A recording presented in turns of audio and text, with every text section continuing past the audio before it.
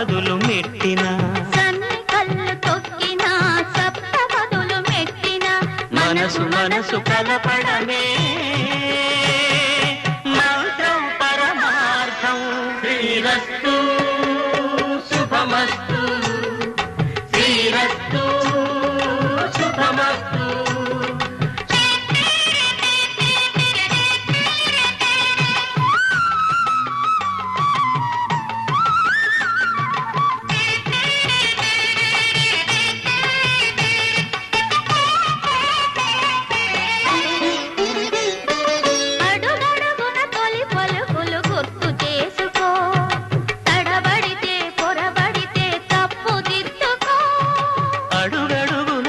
పలుకులు గుర్తు చేసుకో, తడబడితే పొరబడితే తప్పు దిద్దుకో.